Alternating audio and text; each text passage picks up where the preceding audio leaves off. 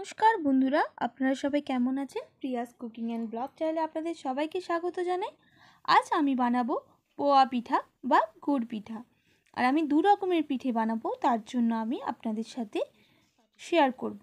আর আমি বানিয়েছিলাম পাটিসাপটা পিঠে, এটাও আমার চ্যানেলে আছে, আপনারা দেখে নিতে পারেন। চলুন আমরা দেখে নিই কী কী উপকরণ লাগছে। স্কিপ না করে পুরো ভিডিওটা দেখবেন। এর জন্য লাগছে গুড়। আমি গুড়ের পাটালি নিয়েছিলাম আর সেটাকে কুড়ে নিয়েছি। আর লাগছে ময়দা আর সুজিটা আমি আধ ঘন্টা মতো ভিজিয়ে রেখেছিলাম। আর লাগছে লবণ আর পানমৌরি। এদিকে আমি গুড়ের ব্যাটারটা রেডি করে নেব। এর জন্য দিয়ে দিয়েছি সুজি, আমি 2 বাটি মতো সুজি দিয়েছি। আর গুড় দিয়েছি 1 বাটি মতো। আর পানমৌরি আর দিয়ে দেব লবণ। আর ময়দা দিয়েছিলাম 1 বাটি মতো। দেখুন আমি ব্যাটারটা হাত দিয়ে মেখে কিভাবে রেডি করে নিয়েছি। খুব একটা ঘনও করিনি আর খুব একটা পাতলাও করিনি। এরপর আমি এটা আধ ঘন্টা ঢাকনা দিয়ে ঢেকে রেখে দেব। আমি এদিকে চিনির ব্যাটারটা তৈরি করে নেব। তার জন্য আমাদের লাগছে সুজি।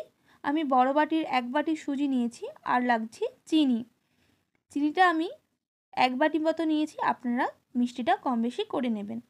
আর লাগছে পানমৌরি আর লাগছে লবণ। আমি হাত দিয়ে মেখে এটা রেডি করে নেব।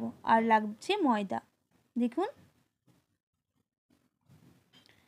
এইভাবে জল দিয়ে হাত দিয়ে মেখে আর জল দিয়ে রেডি করে নিয়েছি। দেখুন খুব একটা ঘনও করিনি আর খুব একটা পাতলাও করিনি। আমি আধ ঘন্টা দুটোই ঢাকনা দিয়ে ঢেকে রেখে দেব। এরপর দেখব আমাদের ব্যাটারটা খুলে রেডি হয়েছে কিনা। রেডি হয়ে গেছে। আমি এরপর একটা লোহার কড়া নিয়ে নিয়েছি। আর লোহার কড়াটা গরম হয়ে গেলে এর মধ্যে দিয়ে দেব তেল, সাদা তেল। সাদা তেলটা ভালোভাবে গরম হয়ে গেলে প্রথমে আমি গুড় দিয়ে যে ব্যাটারটা বানিয়ে রেখেছিলাম আমি সেটাই ছেড়ে দেব।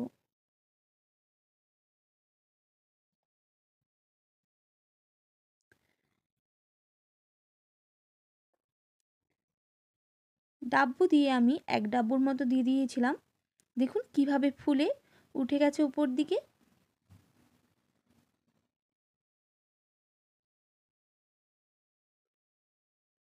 দেখুন ভাজা হয়ে গেছে, আমি তুলে নিচ্ছি এটা। এইভাবেই আমি সবগুলো ভেজে নেব। এরপর এদিকে আবার চিনি যে ব্যাটারটা বানিয়েছিলাম সেই ব্যাটারটা ভেজে নেব।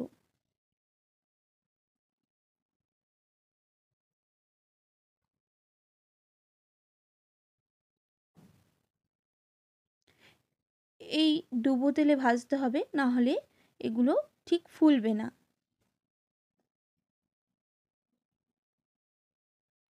দেখুন কিভাবে ফুলে উঠছে এটা। এইভাবে আমি নাড়াচাড়া করে ভেজে নিচ্ছি। দেখুন ভাজা হয়ে গেছে, আমি এটা এবার তুলে নেব। এইভাবেই সবগুলো ভেজে নেব। দেখুন রেডি একদম চিনির পোয়া পিঠা বা গুড় পিঠা।